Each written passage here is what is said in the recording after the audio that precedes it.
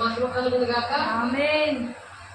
దేవుడు మనకి ఇచ్చిన గొప్ప తరుణాన్ని బట్టి మనకు భాగ్యాన్ని దేవుడు ఈనాడు ఇచ్చినందుకు దేవుడికి అనేకమైన కోట్లాది వందనాలు చెల్లిస్తూ ఈ దినాన మనము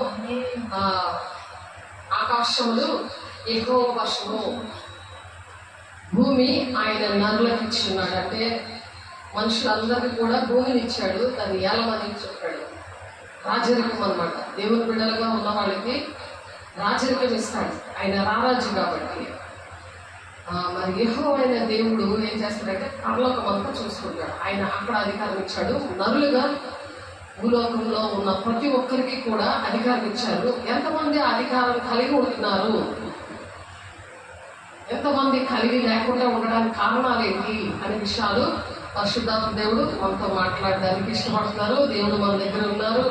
17:16 ప్రకారం మన మధ్య ఉన్నారు, మనతో మాట్లాడుతున్నారు. ఆయన సన్నిధిలో నా మాటలు ఉన్నాయి అని చెప్తున్నారు. కాబట్టి దేవుడు మహిమపరుద్దాము. పాట వస్తున్నప్పుడు ఆ పాటలో ఉన్న ఆశీర్వాదం పొందుకోవడానికి క్రీస్తు యేసునందు మహిమలో మీ ప్రతి అవసరత తీరుస్తానంటున్నాడు. అవసరత అంటే భూ సంబంధమైన అవసరతలు కాదు. మొదటి నీతిని రాజ్యాన్ని వెతికినప్పుడు నీ పరలోకాన్ని తెలుసు, నీకు ఏది కావాలో అంటున్నాడు. ఆయన ఆటోమేటిక్గా ఇస్తాడు. ఎప్పుడంటే నువ్వు మాట విన్నప్పుడు, అన్ని చిత్తాన్ని నెరవేరుస్తున్నప్పుడు. పేచీలు పెట్టిన వాళ్ళకి, సేవకులను పీడించి తిన్న వాళ్ళకి వాళ్ళు ప్రార్థన చేస్తే ఎలాగోలాగా వచ్చేస్తాయి అంతే. కానీ దేవుని రాజ్యం దక్కదు. అందుకని ఇటు సేవకులు కూడా పనిష్మెంట్ వస్తుంది వాళ్ళకి అలా ప్రార్థనలు చేస్తాను. కానీ వాక్యం ఎలా చెప్తుందో అలా నడిస్తేనే దేవుని రాజ్యానికి వెళ్తాం. అందుకని వాక్యము చాలా బలమైనది, అది చాలా అద్భుతమైనది అని దేవుని వాక్యం అనేది ఎటువంటిదో అది మనము గమనిద్దాము, దేవుని అడుగుదాము. దేవుని వాక్యం ఎంత బలమైనదో నేర్చుకుందాము. పాట ద్వారా ఆశీర్వదించబడతాము. పరిశుద్ధాత్మని ఎప్పుడు పొందుకోవాలి? దేవుని మాట, ఏ మాట అయితే పాట నుండి వస్తుందో అది నాకు కావాలి అని అడిగినప్పుడు నిన్ను దేవుడు, నువ్వు అడుగుతున్నావు కాబట్టి చాలా కోరతలే నాతో ఆ విషయంలో నింపుతాడు. అందుకని నేను అనుభవంతో చెప్తున్నాను. అది నేను అడుగుతాను, దేవా నాకు ఈ విషయంలో నాకు నింపు, నేను అలా పని చేయాలనుకుంటున్నాను, అలా ఉండాలనుకుంటున్నాను, తండ్రి చెప్తాను ఆ విధంగా నెరవేర్చాలని ఆశపడుతున్నాను అని దేవుణ్ణి అడిగి ఆ పాట వస్తున్నప్పుడు పరిశుద్ధాత్మను పొందుకోవాలి. అలా అడగాలి. అలా అడిగి అక్కడ నుండి భాషతో మాట్లాడుతున్నప్పుడు అది కంటిన్యూ అవుతుంది. నువ్వు దినమంతా కూడా ఎక్కడికి వెళ్ళినా సరే అలాగే నింపబడుతూ ఉంటావు. మళ్ళీ వాడబడతావు, మళ్ళీ నింపబడతావు, మళ్ళీ వాడబడతావు, నింపబడతావు. ఎందుకంటే సర్వలోకాలు వెళ్ళి సర్వసృష్టికి దేవుడు సువార్తను ప్రకటించమన్నాడు. ఈ శుభమైన వర్తమానాన్ని ప్రకటించమన్నాడు. ప్రకటించడం అనేది ప్రతి ఒక్కరికి ఆజ్ఞ, అది ప్రధానమైన ఆజ్ఞ. అది గ్రేట్ కమిషన్. అంటే దేవుడు వచ్చేటప్పటికి ఈ హోంవర్క్ కంపల్సరీగా చేయాలి. నేను ఏ సంగతి చెప్పినా అవే బోధించాడు అంటాడు. అప్పుడు సదాకాలము దేవుడు ఉంటాడు. ఈ లోకంలో ఉంటాడు మనతో, మరి పరలోకంలో కూడా యువగాలు ఉంటాడు. అందుకు ఇలాగా చెప్పి వారికి బాప్తీసాలు ఇవ్వండి అని చెప్పారు. శుభవార్తలు చెప్పాక వాళ్ళకి నచ్చినప్పుడు వాళ్ళ దేవుని రాజ్యం వెళ్ళడానికి, మరి దేవుని ఇష్టంగా నడవడానికి మారు మనసు నిమిత్తము పరిశుద్ధాత్మలోను అగ్నితోనూ బాప్తిస్మం ఇస్తానంటున్నాడు దేవుడు. అలా అగ్ని బాప్తిస్మము దేవుడు ఇచ్చినప్పుడు అప్పుడు అక్కడ నుంచి కూడా దేవుడు నడిపించడం స్టార్ట్ చేస్తాడు. లేకపోతే వింటారే కానీ అది మీ హృదయాల్లో ఉండదు. ఆ క్షణానికి వింటారు, అర్థమవుతుంది. చాలా మందికి అర్థమైనా సరే నడవడం చేత కాదు. నడవరు దేవుడి చిత్తానుసారంగా నడవరు. అది జ్ఞాపకం చేసుకోవాలి. అందుకని పరిశుద్ధాత్మ పొందుకుంటూ అది నడిచే పద్ధతి అంతా ఆ పాటలోనే ఉంటుంది. ఎప్పుడు ఏ పాట వచ్చినా సరే దేవుని ఆరాధించినప్పుడు వాక్యం కూడా నూనంతలుగా ప్రతి ఒక్క హృదయంలో ఫలింపు చేస్తాడు దేవుడు. ఎందుకంటే మాట్లాడుతుంది ఇక్కడ నేను కాదు, దేవుడే మాట్లాడుతుంటాడు. దేవుడు ఆ టైంకి నాకు ఇక్కడికి ఇలా బలిపీఠం దగ్గర నేను అడుగు పెట్టగానే ఆ పాట ఏంటి, వాక్యం ఏంటి, దేవుడు ప్రతిదీ కూడా జ్ఞాపకం చేస్తూ ఉంటాడు. అది మాట్లాడడానికి దేవుడు సహాయం చేస్తాడు. అది వాక్యం చెప్తుంది. అందుకని మీరు నన్ను చూడకుండా దేవుడిని చూస్తూ, దేవుడు వైపు చూస్తూ, దేవుడు మాటలు వినా మాటలు అసలు ఒక్కటి కూడా ఉండదు అక్కడ. ఎందుకంటే దేవుడు నన్ను ఏర్పాటు చేసుకున్నాడు కాబట్టి ఆ ప్రవచన వాక్యం అనేది వస్తుంది. ప్రతి ఒక్కరు ఎవరెవరైతే ఏ ఏ బాధలో ఉన్నారో ఆన్లైన్లో ఆఫ్లైన్లో వాళ్ళ కోసం దేవుడు మాట్లాడుతున్నాడు కాబట్టి చాలా చాలా ఆసక్తితో వినాలి, దేవుని దగ్గర అడుగుతూ ఉండాలి, ఏకీభవించాలి. మరి వాక్యంలో హెబ్రీలు 4:12 అది ఏంటి చేస్తుందంటే కాళ్ళలో, కీళ్ళలో, కండరాలు, ఎముకలు, మూలుగులు ప్రతిదీ కూడా శుద్ధి చేస్తుంది, పరిశుద్ధపరుస్తుంది. వెంటనే అది దిద్దుబాటు ఇచ్చినప్పుడు చేతుల ఎత్తి దేవుని క్షమించమని అడగాలి. వెంటనే ఆ పాపం అలా కొట్టువేయబడుతుంది, నీకు పరిశుద్ధత అనేది వస్తుంది.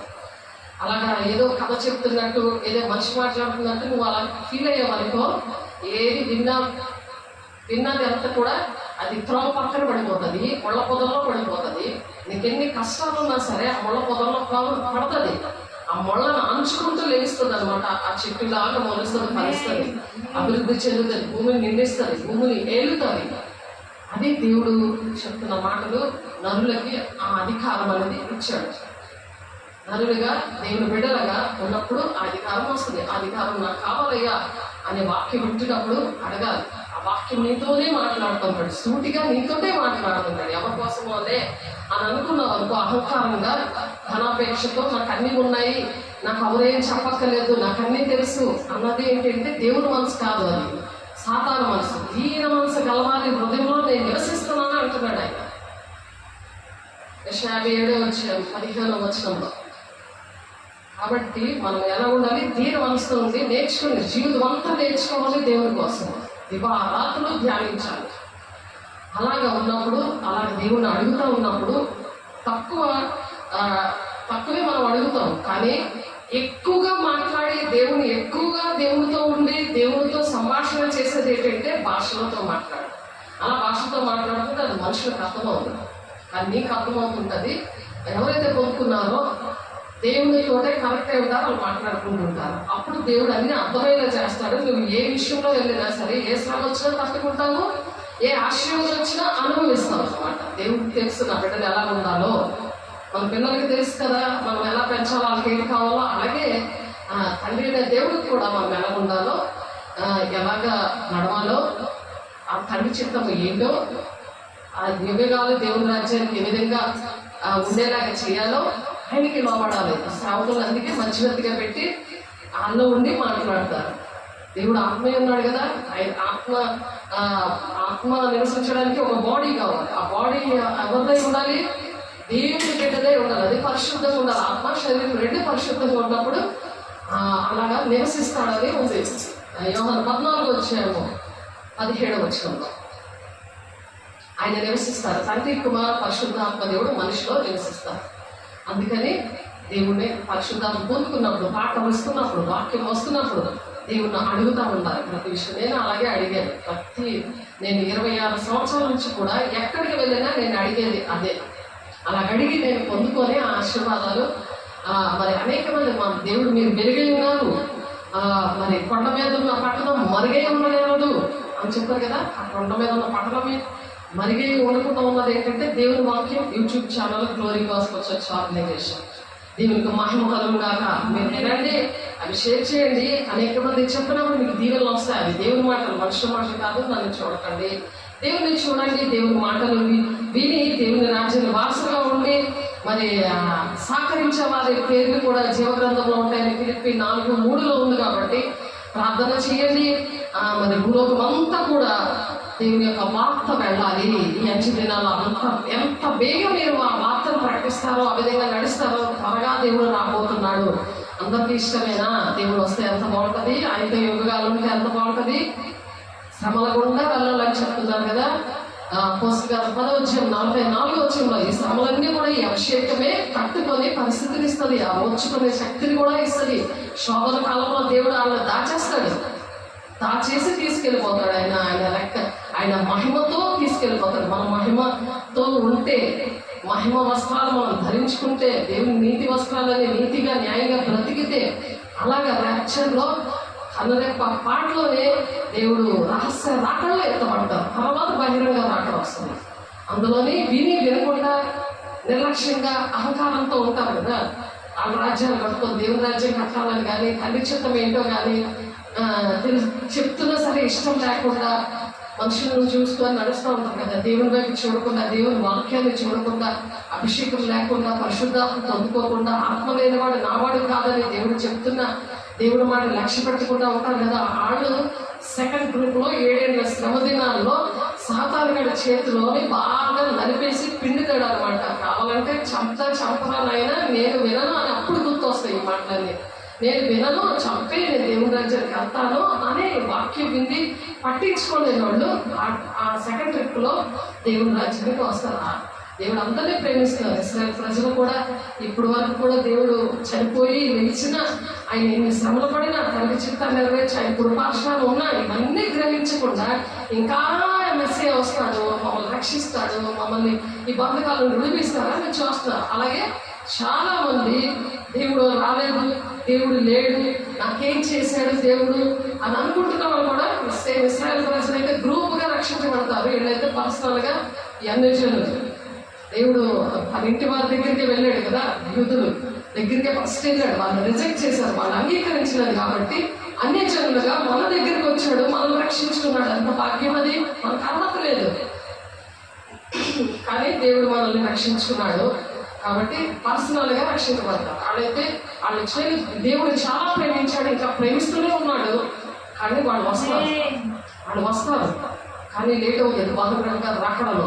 ఇప్పుడు మనం కన్నుల పట్ల సిద్ధంగా ఉండాలి. సంగమా మేల్కో అని దేవుడు మాట్లాడుతా వాక్యము ద్వారానే మనం మేల్కుంటాం. వాక్యం ద్వారానే దేవుడు కలుగుతాడు, వాక్యం ద్వారానే డైరెక్ట్గా మాట్లాడతాడు. కాబట్టి ప్రతిదీ అడుగుతా దేవుడు మహిమను పొందుకోండి. మహిమను పొందుకోవడం అంటే అభిషేకం, పరిశుద్ధాత్మ దేవుడిని పొందుకోవాలి. దినము నూతన పరచబడాలి. బాహ్య పురుషుడు బలహీనంగా ఉంటాడు ప్రతి పరిస్థితులు కూడా, కానీ ఇంట్లోని బయట ఉద్యోగం అన్నీ కూడా చేసుకోవడానికి ఇచ్చేది ఆ బాహ్య పురుషుడు. బలహీనంగా ఉన్నప్పుడు అంతరంగ పురుషుడు మరి బలంగా ఉంటాడు అనమాట. దినము నూతన పరచబడతాడు. నూతనమైన సాక్ష్యాలు, నూతనమైన పాటల ద్వారా దేవుడు మాట్లాడతాడు. నూతనమైన మర్మాలు మనకు నేర్పించడానికి దేవుడు వచ్చిన్నారు. దేవుడికి మహిమ కలుగును గాక. దేవుని ఆరాధించండి. వాక్యం వినడానికి నూరంతులుగా ఫలవంతంగా దేవా ఈ వాక్యం నాలో ఫలింపు చేయండి ఆయన అని ప్రార్థన చేస్తూ పొందుకోండి.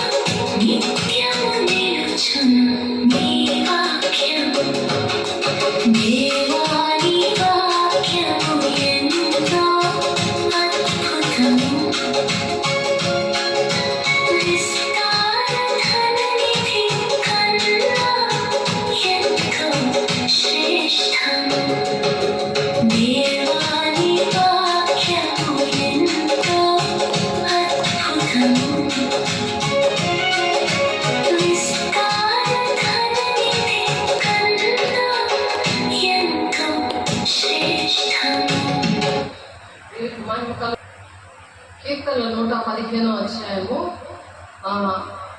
16వ వచనం.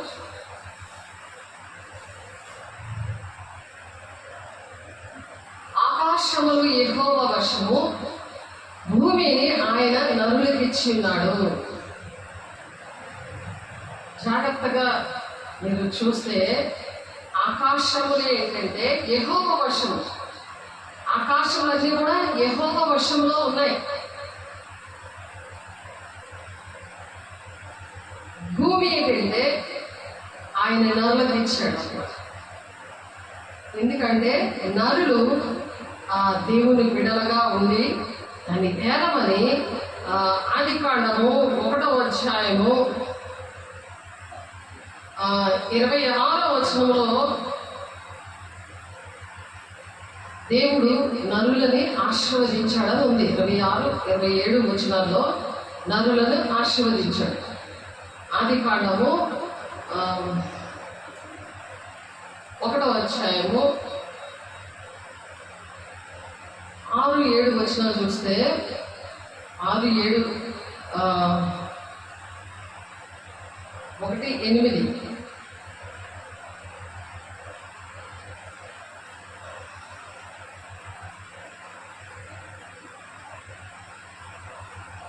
1వ అధ్యాయము అక్కడ ఏంటంటే దేవుడు ఏలమని చెప్తాడు.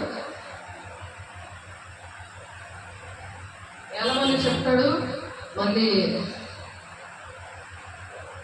దేవుడు ఆశీర్వదించాడు. అంటే స్త్రీ పురుషులు ఇద్దరిని కూడా ఆశీర్వదించాడు అన్నమాట. అది 26వ వచనంలో ఉంటుంది. 26, 27 వచనాల్లో చూడండి. 26, 27 వచనాల్లో ఆదికాండము 1వ అధ్యాయము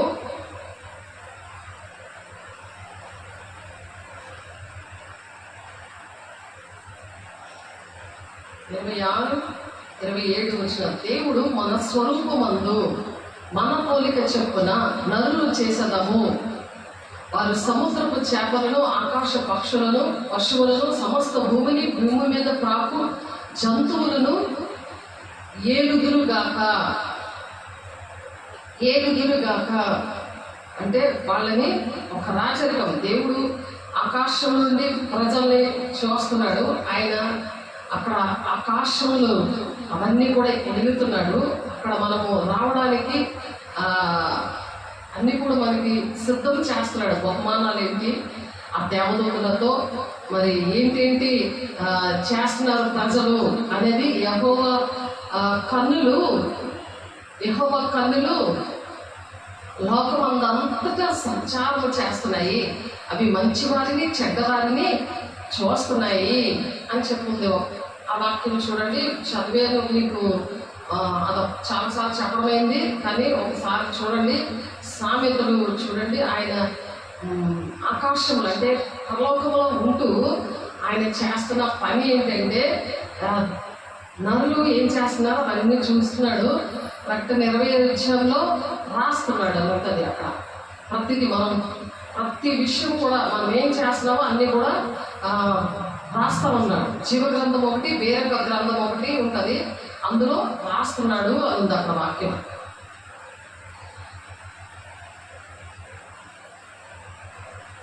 ఇక్కడ సామెతల గ్రంథంలో చూడండి, సామెతల గ్రంథము 15వ అధ్యాయము 3వ వచనం. సార్ నోట్ చేసుకొని మీరు ఆ వాక్యం పట్టుకొని దేవుణ్ణి అడగాలి. దేవుణ్ణి అడిగినప్పుడు ఆయన చూస్తున్నాడనే భయం మీకు కలుగుతుంది. అందుకని వాక్యం చూపించి చదవడం జరుగుతుంది. మీరు రాసుకున్నప్పుడు మీరు దేవుని సన్నిధిలో కూర్చున్నప్పుడు ఆ వాక్యము మీకు గుర్తు వస్తూ ఉంటుంది. మీరు ఎప్పుడైతే చదివి అది ధ్యానిస్తారో, ఎలాంటి ప్రజలు ఉన్నారనుకోండి, అప్పుడు మీ మీద దృష్టించి ఆలోచన చెప్పి అలా వాళ్ళకి చెప్పడానికి మిమ్మల్ని నడిపిస్తాడు. అట్టి కృప దేవుడు మీకు అనుగ్రహించును గాక. సామెతలు 15వ అధ్యాయము 3వ వచనంలో యెహోవా కన్నులు ప్రతి స్థలం మీద నుండును, చెడ్డవారిని మంచివారిని అవి చూచుచుండును. అందుకని ఎక్కడికైనా చర్చిలో ఒకలాగా యాక్టింగ్, బయటికి వెళ్ళాక ఒక యాక్టింగ్, సేవకుల దగ్గర ఒక యాక్టింగ్, బయట ఒక యాక్టింగ్ ఆడడానికి లేదు ఇక్కడ. ఎందుకంటే అది గ్రంథంలో రాస్తా ఉంటాడు ఆయన. ఆ పని చేస్తున్నారు కాబట్టి ఇక్కడ ఆదికాండం కీర్తనలు 115వ అధ్యాయం మనం చదివాం కదా. కీర్తన 115వ అధ్యాయంలో చెప్తున్న మాట ఏంటి? 16వ వచనంలో ఆకాశములు యెహోవా వశములో ఉన్నది. మొత్తం అంతా కూడా మనకి భూమి మన వశంలో పెట్టాడు, అది నరులకు ఇచ్చి ఉన్నాడు అని చెప్తున్నారు. ఆకాశంలో దేవుడు చూస్తున్నాడు, ఆ గ్రంథంలో రాస్తున్నాడు ప్రతి ఒక్క మనిషి నరులు ఏం చేస్తున్నారని, తండ్రి చిత్తం నెరవేరిస్తేనే వాళ్ళు దేవుని రాజ్యానికి వెళ్తారు అని. ఇవన్నీ కూడా మనం నేర్చుకున్నాం. మొత్తం 7వ అధ్యాయం 21వ వచనంలో ఉంది. తండ్రి చిత్తము ప్రతి ఒక్కరి పట్ల కూడా ఉంటుంది. అది నేర్పించడానికి సేవకుల్ని దేవుడు పెడతాడు, మధ్యవర్తిగా పెడతాడు. మీకు దేవునికి మధ్యవర్తిగా దేవుడు తన స్వరూపమందు నరుని సృజించాను, దేవుని స్వరూపమందు వారిని సృజించాను, స్త్రీని గాను పురుషుని గాను వారిని సృజించి దేవుడు వారిని ఆశీర్వదించాను. ఆ విధంగా ఆశీర్వదించాడు దేవుడు. ఆ ఆశీర్వాదాలు ఏంటి? భూమిని ఏలమని, దేవునిలాగా బ్రతకమని, నేను క్రీస్తుని పోలి నడుస్తున్నాను, మీరు నన్ను పోలి నడవడదని పౌలు లాంటి వాళ్ళు అనేక మందిని దేవుడు ఈ భూలోకంలో పెట్టాడు. అపోస్తుల బోధలో ఉన్న వాళ్ళని పెట్టాడు. ప్రాణమని నేను బ్రతుకుడే క్రీస్తే చావైతే లాభమే అనుకుంటారు. ధనము ఎందుకు? వాక్యము అనే దేవుడు ఉన్న వాళ్ళకి వాక్యానుసారంగా దేవుడు నడిపిస్తాడు. నీ పాదములకి దీపము అని రాశారు కదా కీర్తనాకారుడు 119వ కీర్తనలో. నీ త్రోవలకి అది వెలుగై ఉందని చెప్తున్నారు. కాబట్టి వెలుగు సంబంధమైనగా ఉండి వెలుగైన త్రోవలో నడిపించేది పరిశుద్ధాత్మ దేవుడు. పొందుకున్నాక వాక్యం కూడా ఉండాలి. వాక్యమును అలా నడిపిస్తుంది అన్నమాట. వాక్యం అంటే దేవుడు. ఆ దేవుడు వాక్యముని ధ్యానించినప్పుడు దేవుడు ఆ విధంగా చేస్తాడు. అందుకని ఎవరిని ఎంచుకుంటారు? అలాగే నరులని అలాగ భూలోకంలో ఏలడానికి నరులకు ఇచ్చాను అని అంటున్నాడు కదా, ఏలమని. అది ఎవరికి అనంటే ఇర్మియా గ్రంథము 27వ అధ్యాయము 5వ వచనంలో అధిక బలము చేతను చాచిన బాహువు చేతను భూమి మీద ఉన్న నరులను జంతువులను నేను సృజించి ఎవరికి ఇచ్చుట న్యాయం అని నాకు తోచునో వారికే ఇచ్చిచున్నాను. ఎవరికి ఇచ్చి ఏరమంటాడు అనమాట. ఎవరైతే దేవుని మాటలు వింటారో వాళ్ళకి ఆ విధంగా ఇస్తాను అంటున్నాడు ఆయన. ఆలోచించండి, దేవునికి ఆజ్ఞలు పాటించి దేవునికి ఇష్టంగా ఉన్న వాళ్ళకి ఇస్తాడనమాట. అధిక బలము చేతను ఇంకేం చెప్తున్నారు? అధిక బలము చేతను, చాచిన బహుము చేతను. అధిక బలము, దేవుడి వాక్యం వల్ల బలం వస్తున్నావు కదా. ధనము కన్నా దేవుని వాక్యం శ్రేష్టమని ఎవరైతే ఎంచుకుంటారో, ధనం వైపు పరిగెట్టడంతో దేవుడు ఉన్నాడు. అందుకంటే ఉంటే సూది గజ్యంలో దూరడం చాలా సులభం అంటున్నాడు. ఒంటె ఎక్కడ ఉంది? సూది గజ్యం ఎంత చిన్నది, ఒంటి ఎంత పెద్దది ఉంటుంది, అది చాలా సులభం అంట. కానీ పరలోక రాజ్యంలో ధనవంతుడు చేరడం అసాధ్యం అంటున్నాడు. ధనాపేక్షగా దానితో దేవుని రాజ్యానికి వెళ్ళలేము. అందుకనే వాక్యం నీలో సమృద్ధిగా ఉండాలంటే, దేవుడు నీలో ఒంటిలో సమృద్ధిగా ఉండాలి అంటే నువ్వు ఆ విధంగా వాక్యాన్ని కలిగి ఉండాలి. పరిశుద్ధాత్మని చేతులేసి ప్రార్థన చేస్తారు దేవుడు. అందుకే మొదటి ప్రేమ నీలో లేదని సంఘాలతో ఆత్మ చెప్పుచున్న మాట చెవిగలవాడి వినులుగా, కానీ మొదటి స్థితి ఉండదు. వాళ్ళకి మొదటి స్థితి ఉండదు. అందుకని పరిశుద్ధాత్మని పొందుకోవడానికి చేతులేసి ప్రార్థన చేస్తారు సేవకులు.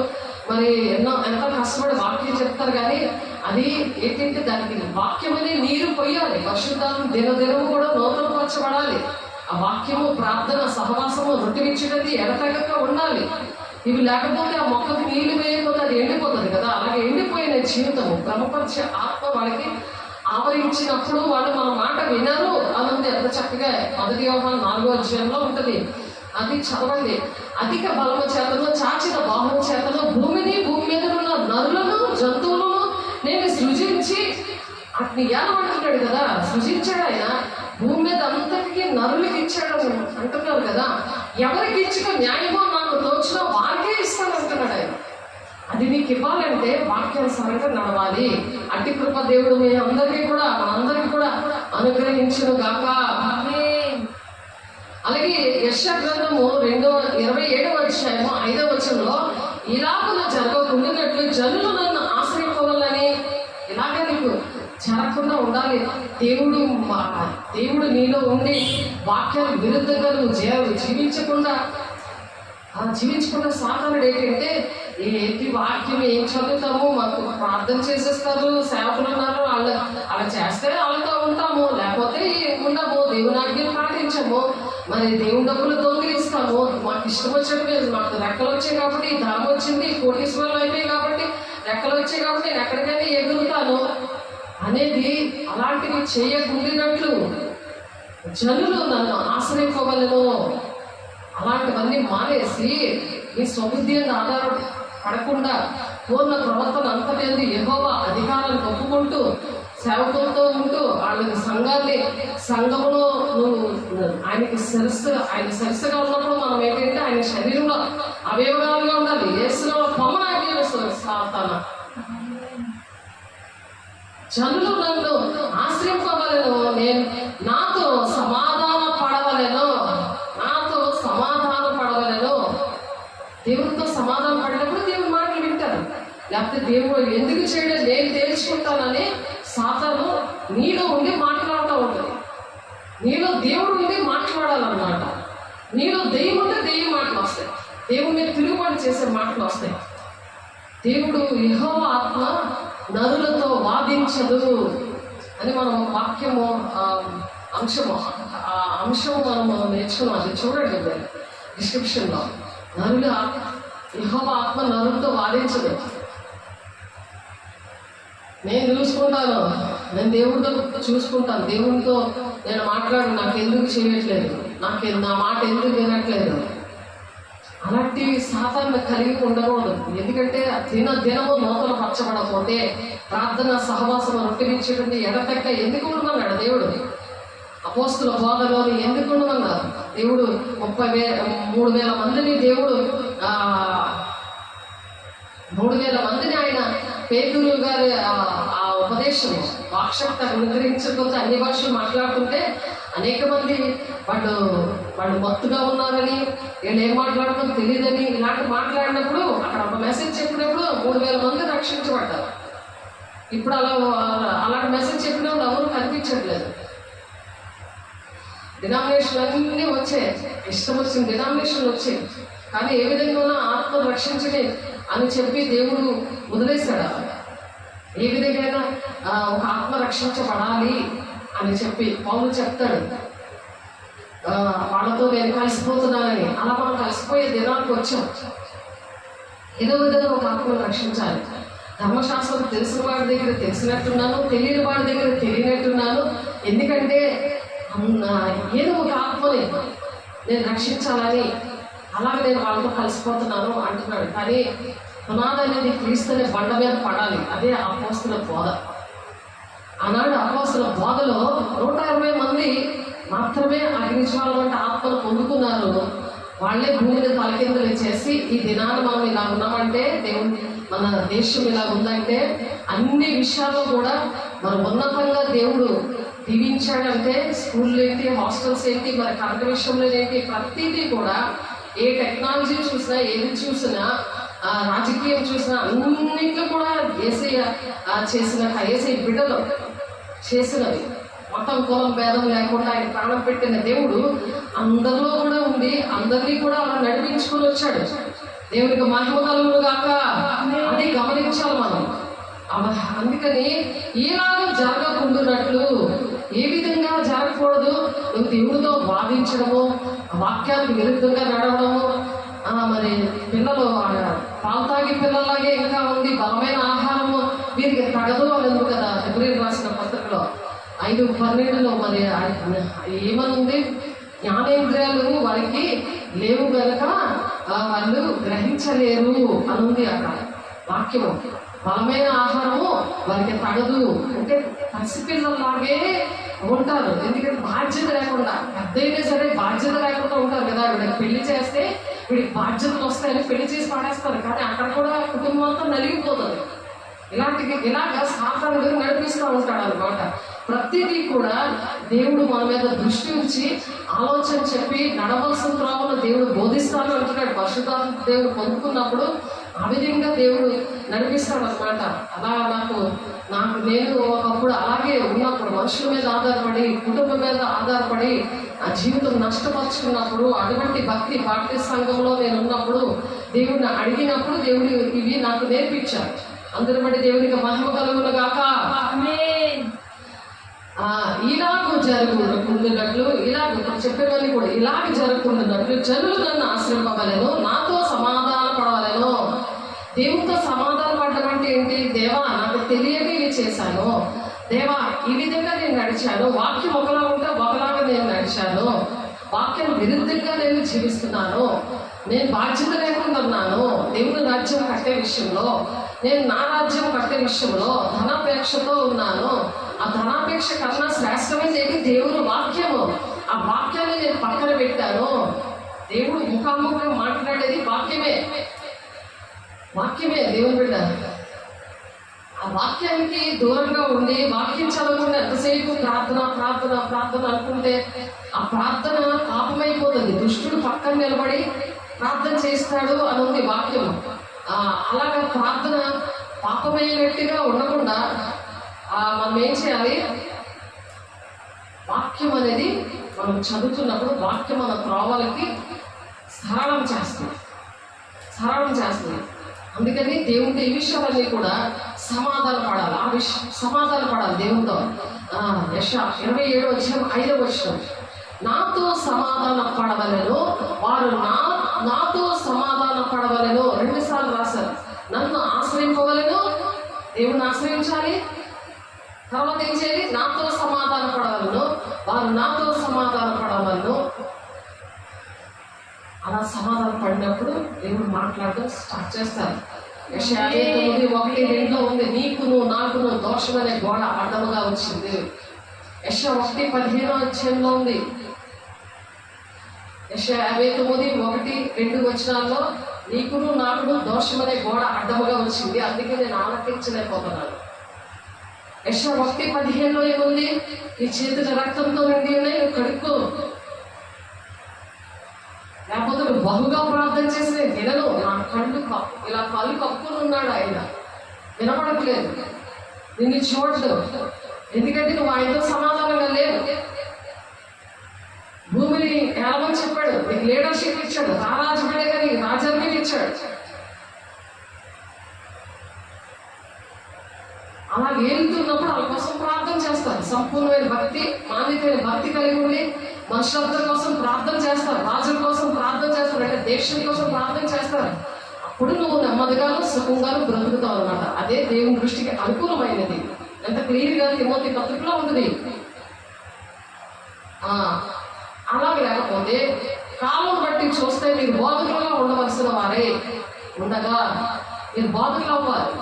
అందరినీ అలా నడిపించారు రారాజు బిడ్డలుగా.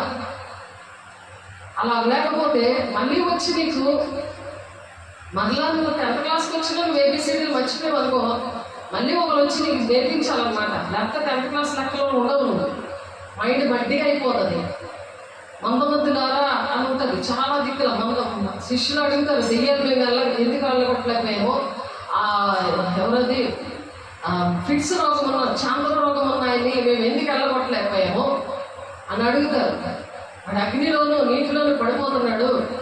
అందరూ అందరూ ఊరోళ్ళు అందరూ వచ్చి ఆ శిష్యు దగ్గరికి వచ్చి అడుగుతారు, ఎందుకు మేము వెళ్ళగొట్టలేకపోయాము. దేవుడు వెళ్ళగొడతాడు వచ్చి. ఆ వెళ్ళిపోయాక అప్పుడు సీక్రెట్గా దేవుడు దగ్గరికి వచ్చి, దేవా మేము ఎందుకు వెళ్ళగొట్టలేకపోయామంటే, నేను ప్రార్థన ఉపవాసం అనేది లేదు మీలో. ఈ ప్రార్థన ఉపవాసం ముందు వాక్యం ఉండాలి.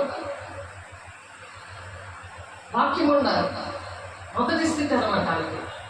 దేవుడితో ఉండి కూడా, దేవుడి మాటలు వింటూ కూడా, దేవుడు చేసిన అద్భుత కార్యాలు చూస్తూ కూడా 3.5 సంవత్సరాలు కూడా వాళ్ళ దేవుని అగ్నించుకోవాలంటే ఆత్మను పొందుకున్నాక దేవుడు చెప్తాడు, మీరు యెరూషలేముకి వెళ్ళక అని చెప్తాడు. చూడండి, అంటే మీరు వెయిట్ చేయండి, అంటే సువార్త విషయంలో మీరు వెయిట్ చేయండి, అభిషేకం పొందుకుని అప్పుడు వెళ్ళండి అని చెప్తారు. 4వ వచనం అపోస్తలుల కార్యం 1:4 ఆయన వారిని కలుసుకొని ఈలాగా ఆజ్ఞాపించారు, మీరు యెరూషలేము నుండి వెళ్ళక నా వల్ల మిగిలిన తండ్రి యొక్క వాగ్దానము కొరకు కనిపెట్టుడి. ఇవి సమాధాన పడడం అంటే మీరు దేవునితో కలుసుకోవాలి, దేవుని దగ్గరికి రావాలి, దేవునితో కలుసుకొని ఆ వాగ్దానం కోసం మీరు కనిపెట్టాలి. అప్పుడు యోహాను నీటితో బాప్తిసం ఇచ్చారు, కానీ కొద్ది దినములలోగా మీరు పరిశుద్ధాత్మలో బాప్తిసం పొందెదరు. కొద్ది దినమాల్లో ఏంటవుతారు చెప్పాలి. సైతాన్ వచ్చింది ఇక్కడికి, ఏ స్నానంలో కాలిపోవాలి కాక చెప్పాలి. యోహాను నీళ్లతో బాప్తిసం ఇచ్చారు, కానీ కొద్ది దినముల్లోగా మీరు ఏంటవుతుంది, మీరు పరిశుద్ధాత్మలో బాప్తిసం పొందెదరు. దేంట్లో బాప్తిసం పొందుకుంటారు? మామూలు నీటి బాప్తిసం అయిపోద్ది. కొద్ది దినముల్లో నేను బాప్తిసం ఇచ్చిన కొద్ది దినముల్లో చాలా మందికి బాప్తిసం నేను చేతులేసి ప్రార్థన చేసిన వెంటనే పొందుకున్నారు. భాషలతో మాట్లాడారు, ప్రవచించారు, దర్శనాలు చూశారు, దేవుని అగ్నితో నింపబడ్డారు. ఎస్తేర్కి అయితే ఎస్తేర్ 3వ క్లాస్లో చదువుతుంది, ఇప్పుడు కాలేజీలో చదువుతుంటే డిగ్రీ అయిపోయింది. కానీ ఆమె 3వ క్లాస్లో చదువుతున్నప్పుడు బాప్తిసం ఇచ్చిన తర్వాత ఆమె యేసే వచ్చి బాప్తిసం ఇచ్చినట్టు కల వచ్చింది. ఆశ్రమం గారు నాకు యేసే బాప్తిసం ఇచ్చారండి, నాకు మీరు బాప్తిసం ఇవ్వండి, నాకు ఇవ్వండి అని అడుగుతుంది. పెద్దవాళ్ళకి ఇచ్చాను, ఏమన్నారమ్మా ఇచ్చాను, నేను చిన్నపిల్లలకి ఇవ్వాలంటే నాకేం తెలీదు అనేసి అంటే, ఆమె మరి భాషలతో మాట్లాడే బెరాకా చర్చ్ వాళ్ళు వచ్చారు. ఓన్లీ భాషలతో మాట్లాడడం, పరిశుద్ధాలతో నింపబడడం, వాళ్ళ కంటోన్మెంట్ విజయనగరం కంటోన్మెంట్ చర్చి కింద చర్చిలో మాట్లాడడానికి వచ్చారు. ఇవన్నీ చెప్పడానికి వచ్చారు. అక్కడ ఆమె పొందుకుంది కదా పరిశుద్ధాత్మని, అగ్ని జ్వాల అంటే ఆత్మ, పరిశుద్ధాత్మ పొందుకుంది. దేవుడు నాకు మహిమ కలుగుగాక, మహిమ ఆయనకి ఎంత మహిమ. వాళ్ళందరూ చూసి ఎవరు మీ పాస్టర్ గారు, ఎవరు మీ సేవకులను అడిగారు. మొత్తం అందరూ చూసారు. అంతా వాళ్ళు అక్కడ బెరాక చర్చి వచ్చిన వాళ్ళందరూ కూడా చెన్నైలో వాళ్ళందరూ కూడా వచ్చారు. అందరూ వచ్చి చూశారు అమ్మాయి అలాగా. అప్పుడు నేను బాప్తిసం కూడా అయింది ఆమెకి. అలాగా దగ్గర 9-10 మంది 10-15 మందికి దగ్గర చిన్నపిల్లల బాప్తిసం జరిగింది. దేవుడు అలాగా ప్రాక్టికల్గా వాక్యం ద్వారా, దేవుడు ఆయన గురుతుల ద్వారా, ఆయన మహత్కార్యాల ద్వారా దేవుడు చేస్తాను ప్రజల దగ్గర అని చెప్తున్నారు. యోహాను నీళ్లతో బాప్తిసం ఇచ్చాను, కానీ కొత్త దినముల్లాగా మీరు పరిశుద్ధాత్మలోను మరి బాప్తిసం పొందుకుంటారట. ఎప్పుడైతే మీరు వెయిట్ చేయాలి, దేవుడు మీకు ఏలమని చెప్పాడు కదా, నరులను భూలోకాలందరినీ, నరులు భూలోకాన్ని ఏలమని చెప్పాడు కదా. రారాజు వంశంలో, దేవుని వంశంలో ఉంటావా, మనుషుల వంశంలో ఉండి నా వంశోద్ధారకులను వచ్చి ఉంటావా? తండ్రి చిత్తం నెరవేర్చడం నీ తల్లి సహోదరులు. వాళ్ళు ఎప్పుడు వింటారంటే నువ్వు అగ్నిజ్వాలుగా మారినప్పుడు. ఏసేపు అలా మారాడు. చిన్నప్పటి నుండి కూడా ఏసేపుని చాలా హింసించారు కుటుంబం. కానీ తండ్రి చిత్తం ఎలా నెరవేర్చాడు? ఆ కుటుంబాన్ని అంతటిని ఎలా రక్షించుకొని రాజులా ఉన్నాడు. రాజులా ఉండి ఎలాగే ఏలాడు ఆయన. తండ్రి చిత్తం అనమాట అది. వాక్యం తెలియాలి. ఏదో కథలు వినేసి దండం పెట్టుకొని ఏదో నా చేతిలో ఉంది వేసేసి పారిపోదాం అంటే కుదరదు. ఎక్కడున్నా సరే వాక్యం ఎలా చెప్తుంది. నేను అలాగే ఎక్కడ ఉన్నా సరే ఏ చర్చికి, అన్ని చర్చికి వెళ్తాను. అందరితో ఈక్వల్గా అందరినీ ప్రేమించి అందరినీ కూడా వాళ్ళతో కలిసిపోతాను. నా పద్ధతి ఏంటంటే అభిషేకము పరిశుద్ధాత్మ దేవుడు ఉన్నప్పుడు, దేవుడు ఆత్మ కదా అది, తండ్రి కుమార్ పరిశుద్ధాత్మ దేవుడు ఎలాగైతే మతం కులం భేదం లేకుండా అందరినీ ఎలా ప్రేమిస్తారో, ఈ డినామినేషన్లో ఉన్న వాళ్ళు అందరినీ కూడా వాళ్ళకి ధర్మశాస్త్రం తెలియలేనప్పుడు నాకు కూడా తెలియలేనట్టే వాళ్ళతో కలిసిపోతాను నేను. వాళ్ళు చెప్పినవన్నీ వినుకొని వాళ్ళ పక్కనే కూర్చుంటాను. కానీ వాళ్ళు ఎప్పుడైతే నాకు అవకాశం ఇస్తారో అప్పుడు నేను చెప్తాను. అవకాశం లేకుండా నేను చెప్పను. ఎందుకంటే పాముల మధ్య మిమ్మల్ని తోడేల మధ్యకి గొర్రె పిల్లలు నేను పంపిస్తున్నాను. పాముల వల్ల వివేకంగా ఉండండి, పావురాల వల్లే నిష్కపటంగా ఉండండి అని చెప్తున్నాడు ఆయన. అందుల మధ్య మీరు ముత్యాలు జల్లద్దు అని చెప్తున్నాడు. అవి అన్నీ కూడా మనుషుల్ని ఏర్పడి చేస్తే, వాక్యము వినకపోతే, పరిశుద్ధంగా నడవకపోతే, ఆ జంతువులు ఎందుకు సృష్టించాడంటే ఆ జంతువు లాంటి మనసు, జంతువు లాంటి గుణాలు అవన్నీ కూడా వస్తాయి.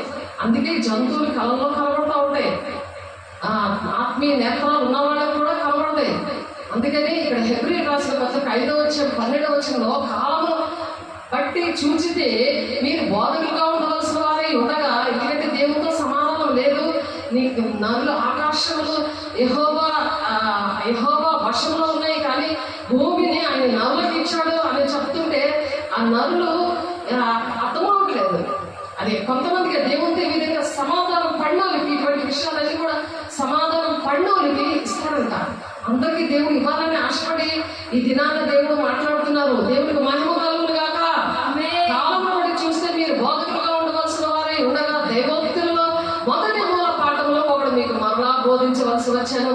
మీరు పాలు త్రాగవలసిన వారే, కానీ బలమైన ఆహారం మీకు తగదు అంటే ఈ విషయాలు అర్థం కాదు. అందుకే వాక్యం నాకు అర్థం కావట్లేదు అంటారు చాలా మంది. ఏదో వాక్యం పాటలు చక్కగా బాగుంటాయి, కానీ పాట ద్వారా దేవుడు ఎందుకు వాక్యం పాట ద్వారా బోధించమన్నాడు, పద్యం ద్వారా పద్యాలు పాడి బోధించమని అన్నారు దేవుడు. అలాగా వాక్యం ఉంది, కానీ ఆ పాటలు ఏంటంటే అందరికి ఇష్టం ఉంటాయి కాబట్టి పాట ద్వారా కొంత బుర్రలోకి వెళ్తుంది. కానీ వాక్యం అనేది అర్థం కాదు. కారణం ఏంటంటే మొత్తం 13 కూడా సాతానికి అర్థమవకుండా దేవుడు మర్మాలు అనేవి ఉపమాన రీతిలో బోధించాను అని ఉంది అక్కడ. సాతానికి అర్థం కాదు, మరి మర్మాలు అర్థం కాదు. పరలోక రాజ్యం విషయంలో కొన్ని మర్మాలు అనేవి దేవుడు బయలుపరుస్తాడు. అవి భాషలతో మాట్లాడుతుంటే మనుషులకు అర్థం కాదు, కానీ అది దేవుడితో మాట్లాడుతున్నారు, వాళ్ళు మర్మాలు పలుకుతున్నారు అని ఉంది వాక్యం అక్కడ. ఆ మర్మాలు చాలా మందికి అర్థం కాదు. అర్థం కాలేనప్పుడు నరులని ఏలలేరు, నరులు భూలోకాన్ని ఏలలేరు. దేవునికి మహిమ కలుగును గాక. దేవుని వంశం ఏంటి? దేవుని యొక్క వంశంలో మనం ఉండాలంటే పరిశుద్ధులుగా, మరి దేవుని యొక్క యాచకులుగాను పిలుచుకున్నాను అంటున్నాడు ఆయన. దేవుని సేవ చేసేవాళ్ళని అంటారు అలాగా. మేము ఒక్కమే కాదు, మీరు వాక్యానుసారంగా ఉంటే మీరు కూడా దేవుడిని యాచకులుగా పని చేయొచ్చు. మీరు చెప్పేవారుగా ఉంటారు, బోధకులుగా ఉంటారు. బోధకులకి కఠినమైన తీర్పు ఉంటుంది ఈ అభిషేకం లేకుండా చేస్తే. అందుకే వారి శిష్యులు ఏం చెప్పారు, ఆయన వారికి కలుసుకొని ఇలా ఆజ్ఞాపించారు, మీరు యెరూషలేము నుండి వెళ్ళక నా వల్ల విన్న తండ్రి యొక్క వాగ్దానం కొరకు కనిపెట్టండి. 10 రోజులు ఉపవాసం ఉన్నారు. ఎన్ని రోజులు? 10 రోజులు ఉపవాసం ఉండమన్నారు. 3000 మందిలో 180 మంది వచ్చి ఆ మేడగదిలో కూర్చున్నారు, కనబెడుతున్నారు. 10 రోజులు ఉపవాసం ఉంది. ఇప్పుడైతే అంచె దినాల్లో అందరి మీద నేను ఆత్మ కుమరిస్తాను, మీ యవ్వనులు దర్శనం చూస్తారు, మీ యవ్వనులు రోడ్ల మీద తిరుగుతున్నారు, సెల్ ఫోన్తో ఆడుతున్నారు, తిరగడం వాడి కొట్టడానికి వస్తున్నారు, ధనం ఇస్తావా చస్తావా అని కూర్చుంటున్నారు. వాళ్ళు కేకలేస్తారని నువ్వు నోరు మూసుకుని ఊరుకున్నావు. దేవుడికి లోబడకుండా వాళ్ళలో ఉన్న దెయ్యానికి నువ్వు లోబడిపోయి చక్కగా బ్రతికేస్తున్నావు. కానీ నువ్వు ఎలాగ నిలబడాలి? నువ్వు అగ్నిజ్వాలగా ఉన్నప్పుడు, దేవుని మహిమతో ఉన్నప్పుడు, తండ్రి చిత్తాన్ని నెరవేరుస్తున్నప్పుడు వాళ్ళలో ఉన్న దెయ్యాన్ని నువ్వు వెళ్ళగొట్టగలవు. దేవుని మహిమలో ఉన్నగాక వాడు దెయ్యంతో పీడించబడుతున్నాడు. వాడు మంచోడే, నీ బిడ్డ మంచోడే, కానీ వాడు దెయ్యంతో పీడించబడుతున్నాడు. నువ్వు వెళ్ళగొట్టే బాధ్యత నీకు లేదా? నువ్వు ఇంకా పాలు తాగే పరిస్థితుల్లోనే ఉంటావా? ఒకసారి ఆలోచించండి దేవుని బిడ్డలారా. యవ్వనులు దర్శనం చూడాలి, వృద్ధులు కలలు కంటారు. తల్లిదండ్రులు అలా బాధతో ఉంటే, భక్తి లేకుంటుంటే వాళ్ళ చర్చలన్నీ తిప్పుతూ ఉంటావా? పెద్ద చర్చ ఎక్కడ ఉందో, ఎక్కడ సమాధి బాగా కడతారో, సమాధి ఆత్మ ఎప్పుడే వెళ్ళిపోతుంది. ఆ బాడీ కోసం నువ్వు ఇంత బాధపడుతున్నావా? ఆత్మ యుగకాల అగ్నిగుండంలో కాలిపోతుంది, బాధపడట్లేదా? జనాలు ఎక్కడ ఉంటారో అక్కడ బాగా సమాధి కార్యక్రమాలు బాగా చేస్తారు. చక్కగా పాలరాలతో కట్టించి ఒక 2,000 రూపాయలు పువ్వులు వేసి, ఎక్కడ ఉన్నాయో ఉదయమే లేచి 5,000 రూపాయలు పువ్వులు కొనుక్కొని వచ్చి, అదే నువ్వు చేసే పని. సాతానుడు ఎంత బాగా నడిపిస్తున్నారు, ఎంత బాగా నడిపిస్తున్నాడు సాతానుడు. దేవుని రాజ్యాన్ని కట్టడానికి, నువ్వు రూపాయలు ఇవ్వడానికి, దేవుని డబ్బులు ఇవ్వడానికి నీకు ఎంత ఆ చేతులు యెషయా 43:6 ఉంటుంది. అలాంటి పరిస్థితులను దేవుడు విడిపించిన గాక. మీరు పాలు తాగవలసిన వారే కానీ వాళ్ళు పాలు తాగి పిల్లలు అనమాట. బలమైన ఆహారం తినగలవారు కాదు. పెద్దయినా సరే ఇంకా జామ తింటాను మమ్మీ, పాలు తాగుతాను మమ్మీ అంటే ఆ తల్లి ఎడగేడుస్తుంది. ఆ తల్లిని సృష్టించిన తండ్రి అయిన దేవుడు ఎంత ఏడుస్తాడు ఆలోచించవా? ఎక్కడికి వెళ్తావు నువ్వు చనిపోతే? దేవునితో సమాధాన పడు. అది దేవుడు ఇందాక మాట్లాడతారు, దేవునితో సమాధాన పడు, దేవుని దగ్గరికి రా, దేవుని దగ్గర సరి చేసుకో. వాక్యం వస్తున్నప్పుడు నిర్లక్ష్యంగా చదవ, త్రోవ పక్కన పడిపోతే అవి మొలపల్లో పడిపోతే ఐగిక విచారాలు ధనమోసం వల్ల అది ఎదగదు. ఆ మొక్క అది ఎదగదు.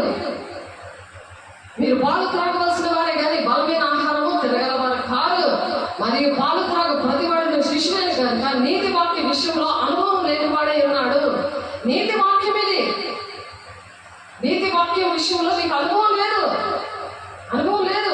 ఇంకా పరిశుద్ధాత్మ దేవుని పొందుకుంటే నువ్వు శ్రమైనా సరే, ఖడ్గమైనా సరే, హింస అయినా సరే, ఉపద్రవం వచ్చినా సరే, దేవుని ప్రేమ నువ్వు ఎడబాకునా నువ్వు దేవునికి దగ్గరగా ఉంటావు. పౌలు ఎందుకు అలాగా ప్రాక్టికల్ గా హింసకుడు, దోషకుడు, హానికరుడు అలాంటి ఆయన్ని దేవుడు దర్శించి ఆయన చేతిలో ఘనమైన పాత్రగా, ఆయన చేతిలో ఒక బలమైన ఆయుధంగా ఎందుకు వాడుకున్నాడు? నేను క్రీస్తుని పోలి నడుస్తున్నాను, మీరు నన్ను పోలి నడవండి అని ఎంత ఛాలెంజ్ గా నిలబడ్డాడు. నిలబడతావా? నడవాలన్న ఆశ ఉందా? చెప్పండి, ఆశ ఉందా లేదా? ఆశ ఉంది. దేవా నేను దేవుడిని అడగాలి. దేవా నాకు ఆశ ఉందయ్యా, చేతులెత్తి దేవుడిని అడగాలి. అటువంటి ఆశ ఉందయ్యా, నేను శ్రమ వస్తే కుంగిపోను. క్రీస్తుని బండ మీద ఉన్నాను, ఎలాంటి తుఫాన్లకు శ్రమ వచ్చినా సరే ఆ ఇల్లు కూలిపోదు. ఇసుక మీద కట్టుకుంటున్నావు, తుఫాన్లకు శ్రమ వచ్చిన వెంటనే కూలిపోతున్నావు. దేవుని రాజ్యాన్ని కట్టలేకపోతున్నావు. శిష్యులతో దేవుడు బోధించాడు ఇవన్నీ కూడా. డైరెక్ట్ గా శిష్యులతో మాట్లాడి, నువ్వు శిష్యుడిగా ఉంటే నువ్వు కూడా అర్థమవుతుంది, నీకు కూడా అర్థమవుతుంది. ఆయన వాక్యాన్ని ఎవరు వింటారో వాళ్ళే నా శిష్యులు అని చెప్తున్నాడు దేవుడు.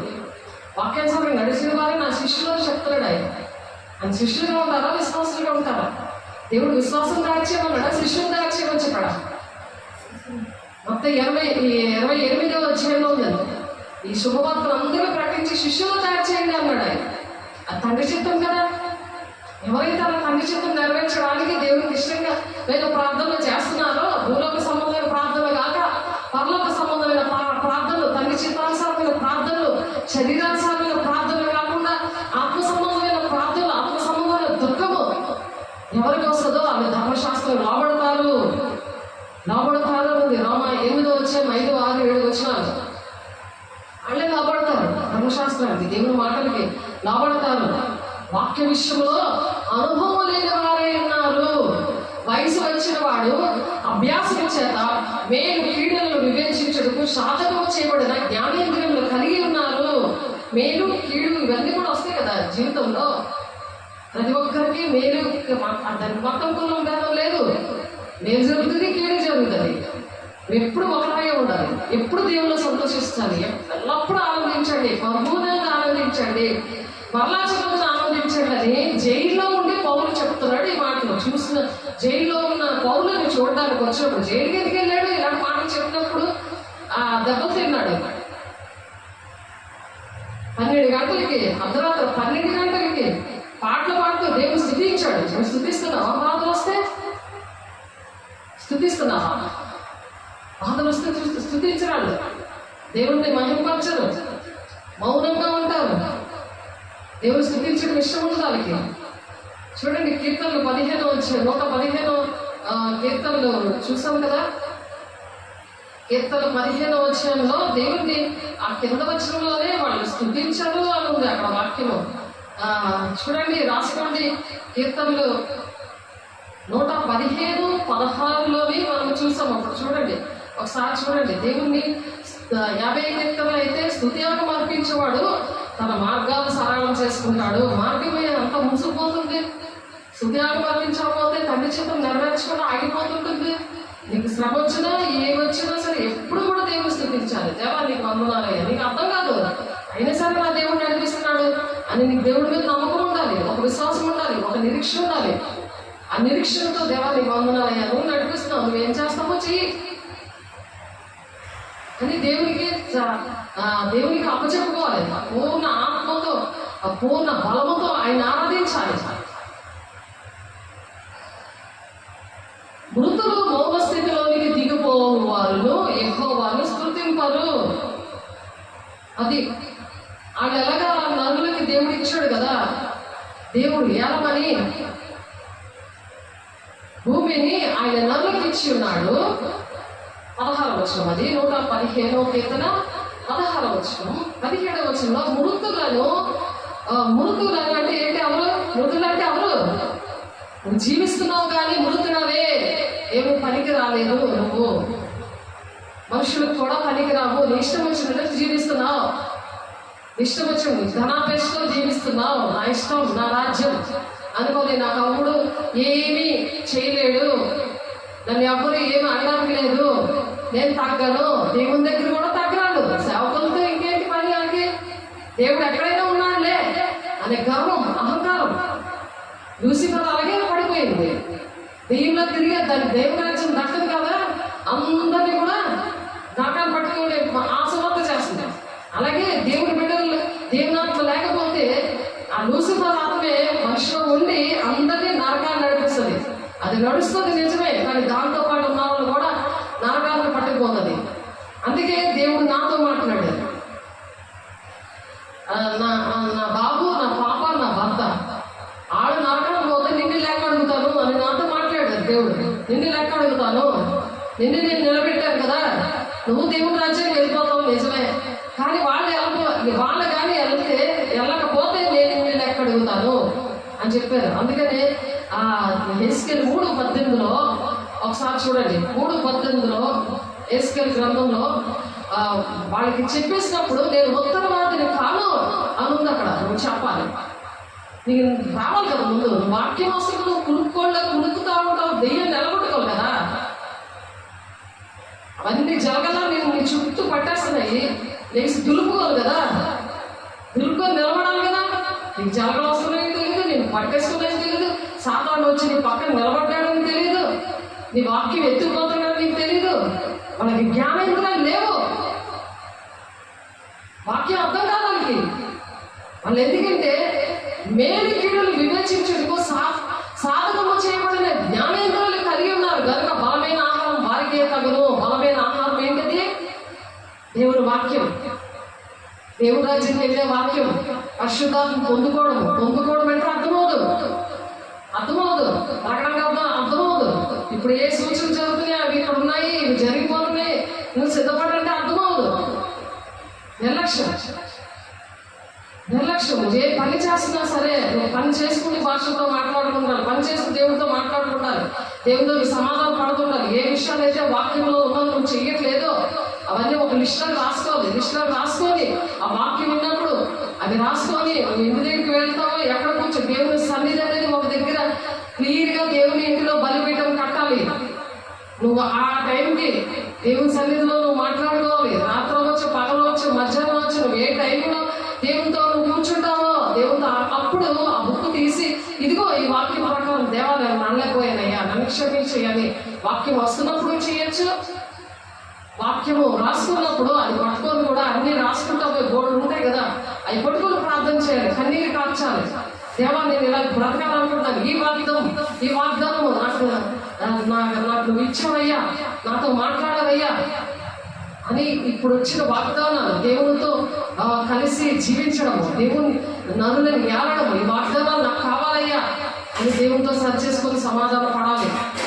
అప్పుడు ఆ జ్ఞానేంద్రియాలు వస్తాయి. అప్పుడు బలమైన ఆహారం తినగలవు.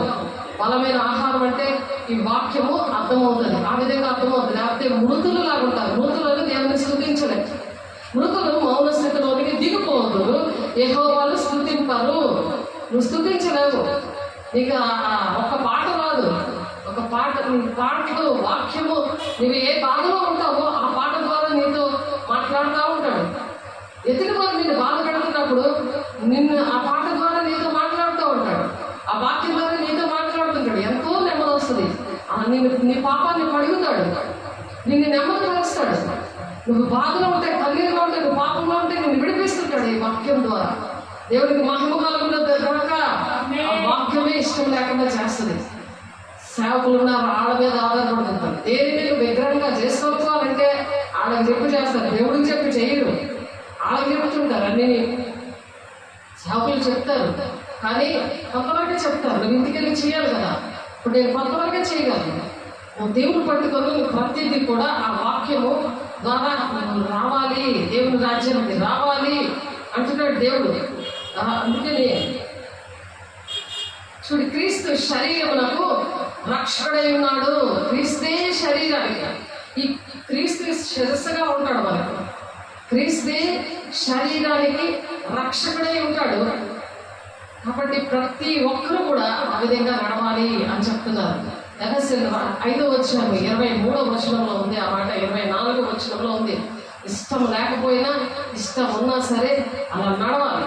అలాగే గలతీయులకు రాసిన పత్రిక 3:28లో ఇందులో యూదుడని, గ్రీసు దేశస్థుడని, శాస్త్రుడని, పరిసేయుడని లేదు, శాస్త్రుడు స్వతంత్రుడని లేదు, దాసుడని స్వతంత్రుడని లేదు, పురుషుడని స్త్రీ అని లేదు, యేసు క్రీస్తులందు మీరందరూ ఏకముగా ఉన్నారు. అందరూ ఒకటే, తేడా లేదు. తేడాలు ఉన్నాయని భేదాలు అన్ని పెడుతున్నారు.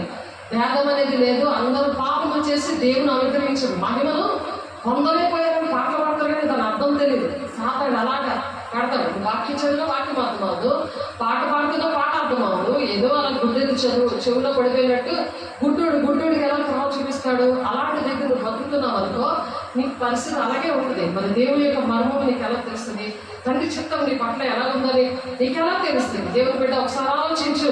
నిర్గమాకాండం 14వ వచనంలో, మరి 15, 16 వచనాల్లో, 25 వచనాల్లో యెహోవా వారి పక్షమున యుద్ధము చేయించున్నాడు. యుద్ధం చేస్తాడు. యెహోవా వారి పక్షాన్ని యుద్ధం చేస్తాడు. ఎప్పుడైతే మనం అలాగ వాక్యానుసారంగా ఉంటాం, మన పక్షాన్ని దేవుడు యుద్ధం చేస్తాడు. అయ్యో ఇలాగైతే వాళ్ళతో మాట్లాడకపోతే ఎలాగా, అయ్యో వాళ్ళు ఏమనుకుంటారో అనుకొని వాళ్ళ పక్కన వెళ్ళిపోతారు. మనుషుల వైపు తిరుగుతూ ఉంటారు. మనుషులు ఏం చెప్పింటారా అలా చేస్తారు. ఇక్కడ ఎర్ర సముద్రం ఖాళీగా చేసేసాడు దేవుడు, తెలుసా?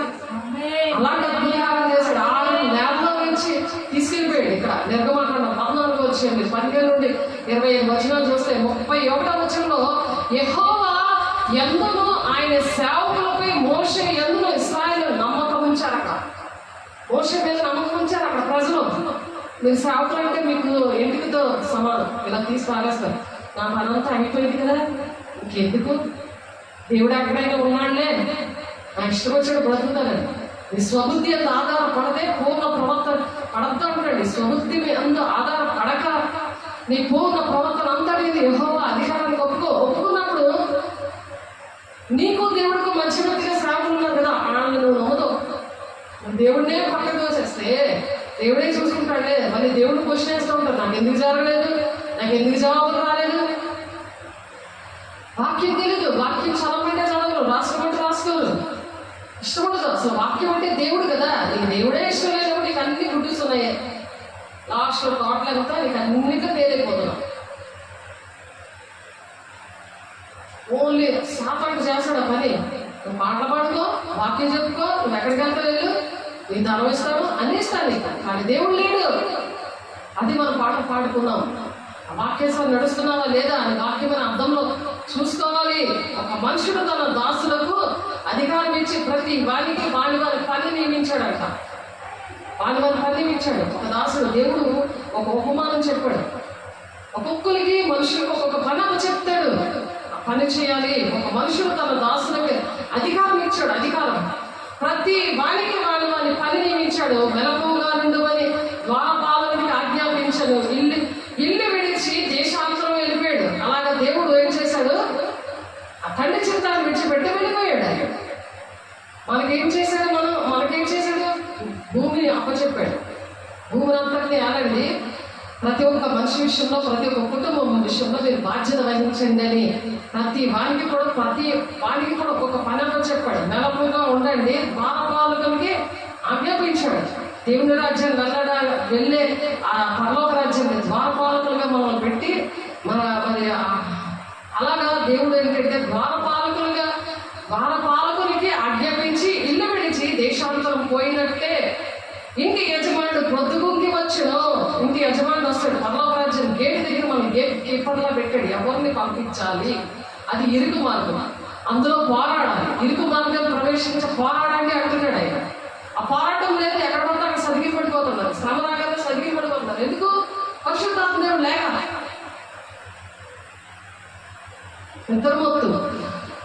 నిద్రమొత్తు అలా పడుంటారు. చచ్చని కోడుల్లాగా ఉంటారు. వాక్యం వస్తుంటే అసలు ఏమీ అర్థం కాదు.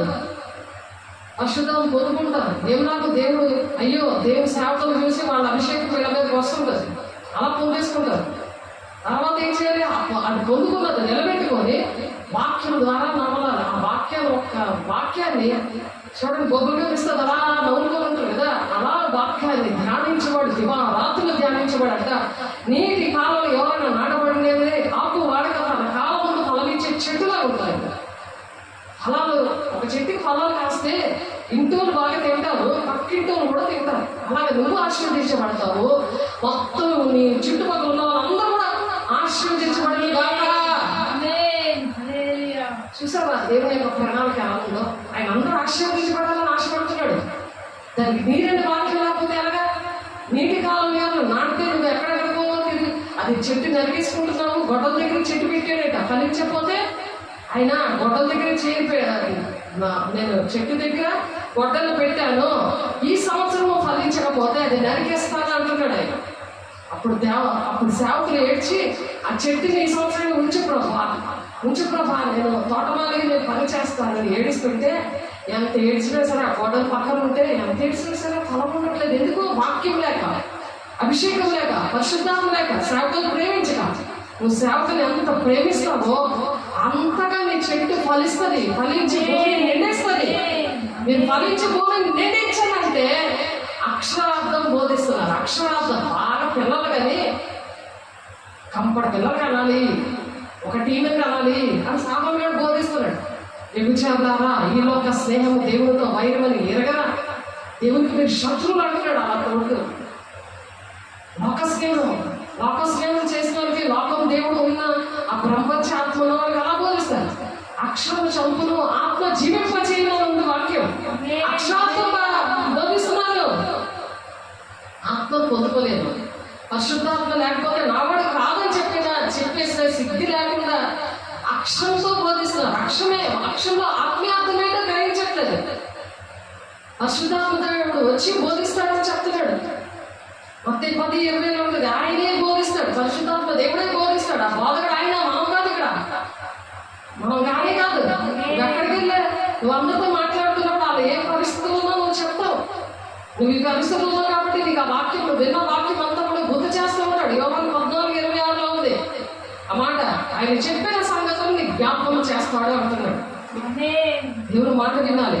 మాట విన్నప్పుడు సేవకులు మాట విని సేవకులు ప్రేమిస్తున్నప్పుడు ఇది నిర్లక్ష్యం అనేది ఉండదు. వాళ్ళు ఇంటికి పిలిస్తే అడిపోయినట్టు వాళ్ళు ఎంత కష్టపడి కన్నీరు కాచి నేను క్షమించి ప్రేమించి, అయ్యో తెలియదు దేవా క్షమించిన అయినా ఈ బిడ్డను దీవించి బిడ్డకి నేర్పించు. ఆయన ఇంట్లో సంఘం పెట్టేసాడు, అర్థం అవట్లేదు. సాతాను ఎంత బలంగా పనిచేస్తున్నాడు. ఎందుకంటే అపవిత్రమైన ముట్టడం, అపవిత్రమైన జనుల మధ్య నివసించడం.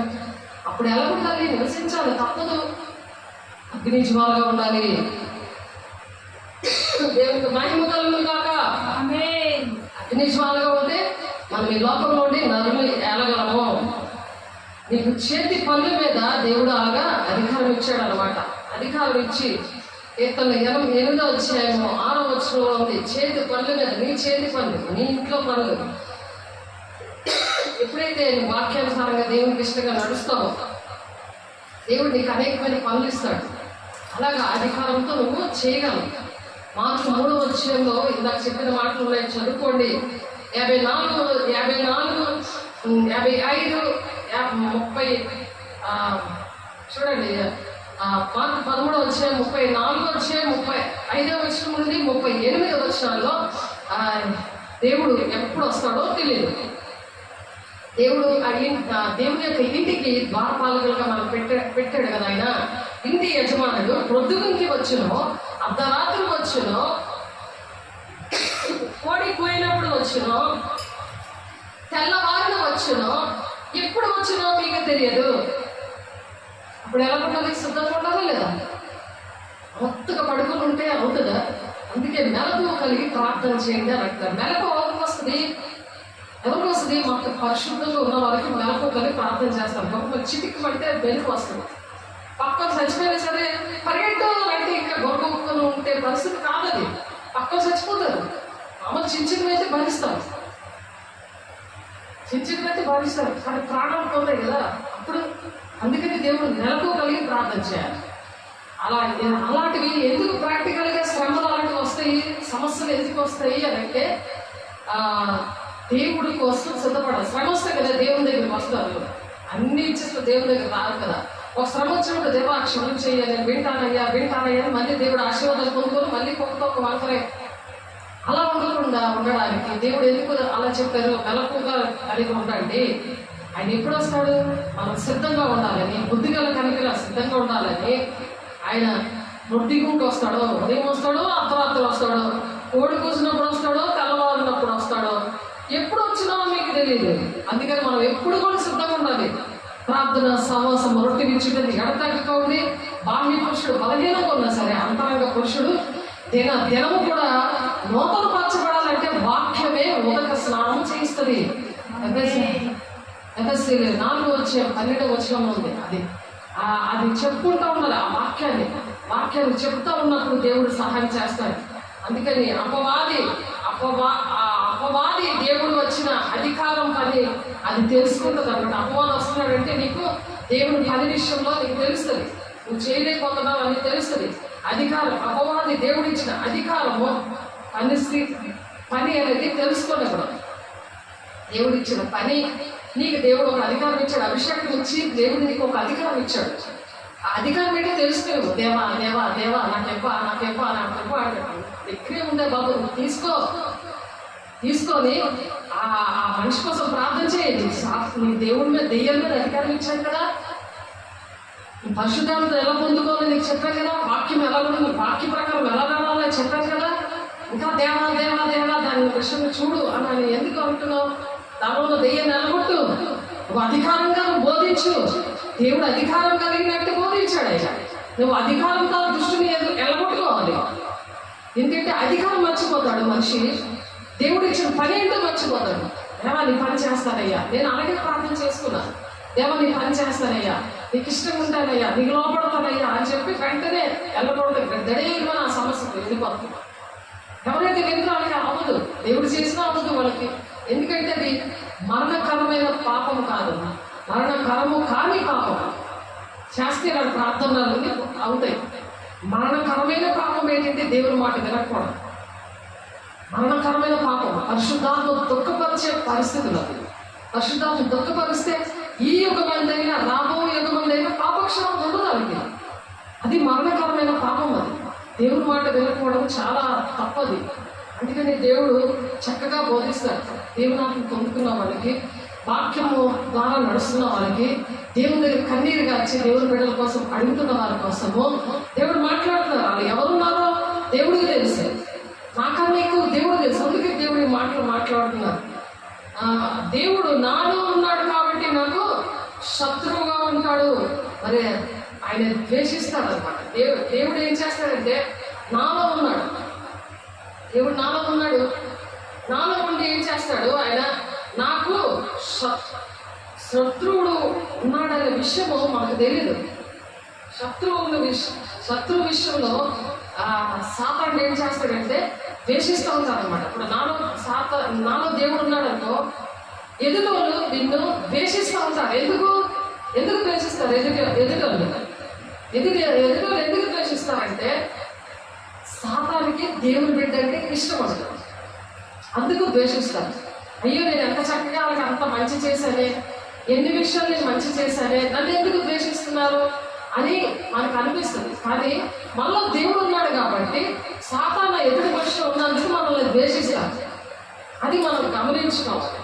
ద్వితీయోపదేశకాండం 28వ అధ్యాయము 7వ వచనంలో నీ మీద పడి నీ శత్రువులు మరి యెహోవా దేవుడు ఏం చేస్తారంట, 7 దిక్కులకి వెళ్ళిపోయేలా చేస్తారంట. నువ్వు అలా కఠినంగా మండుతుంటే శత్రువైన సాతాను ఎదుటి మనిషిలో ఉంటాడు కదా, కానీ ఆయన నీ మీద పడుతున్నాడు. ఆ శత్రువైన సాతాను నీ మీద పడి నిన్ను ద్వేషిస్తూ ఉన్నప్పుడు ఒక్క దిక్కున వచ్చిన వాడంట 7 దిక్కులకి పరిగెడతాడు అనమాట. నువ్వు అగ్నిజ్వాలుగా మండినప్పుడు నాకు ఇన్ని చేస్తున్నాడు దేవుడు, వీళ్ళు ఎందుకు నన్ను ద్వేషిస్తున్నారు, నేను ఎంత నేను మంచిగా వీళ్ళకి అన్ని కూడా చేస్తున్నాను, నన్ను ఇష్టపడట్లేదు, నన్ను ఎందుకు ద్వేషిస్తున్నారు అని మనం బాధపడకూడదు. అండ్ మనం దేవా అని దేవుని ఆడకూడదు. నువ్వు రివర్స్గా చేయాలి, దాన్ని నిలబట్టాలి. అది ఒక దిక్కు నుండి వచ్చింది, ఒక దిక్కునే వస్తుంది, కానీ 7 దిక్కులు పరిగెడుతుంది. ఆ అధికారం దేవుడు ఇచ్చాడు. దేవుడికి మహిమ కలుగును గాక. వారు ఒక త్రోవను బయలుదేరి వచ్చి 7 త్రోవలని ఎదుట నుండి పారిపోదురు. నీ ఎదుటి నుండి పారిపోతాడు. నువ్వేమో దేవా ఏం చూడలే కానీ ఏడుస్తూ ఉంటావు. కూర్చొని అధికారం ఇచ్చాడని తెలియకుండా చేశాడు సాతానుడు. నీకు దేవుడు ఏ పదమో చెప్పాడో అది అధికారం లేకపోతే అధికారంతో నువ్వు ఆ పని చేయకపోతే నువ్వు భూమి మీద దేవుడు అధికారం ఇచ్చాడు కదా, అలా నువ్వు అంత ఏకమే నువ్వు పురుగులతో సహా ఏలాలి. భూలోకంలో దేవుడు ఏమేమి సృష్టించాడు అవన్నింటి మీద నీకు ఏర్పాటు చేశాడు. అది పామే కావచ్చు, సింహమే కావచ్చు. ఆ మనసున్న మనుషులు సింహాలు కనపడతాయి, మనుషులకి పాములు కనపడతాయి. పాము దెయ్యం అలా ఉంటుంది అనమాట. అలా 2 దానితో మాట్లాడతారు, ఎక్కువ అబద్ధాలు ఆడతారు, వాళ్ళు ఎక్కువ తలపోటు వస్తుంది, కాళ్ళు పీకులు వస్తాయి. అలా కంపల్సరిగా పాము ఉంటుంది, అది మోసం చేస్తుంది దేవుణ్ణి మనుషుల్ని. అలాంటప్పుడు నువ్వు వెళ్ళగొట్టాలి. నీకు అధికారం ఇచ్చాడు.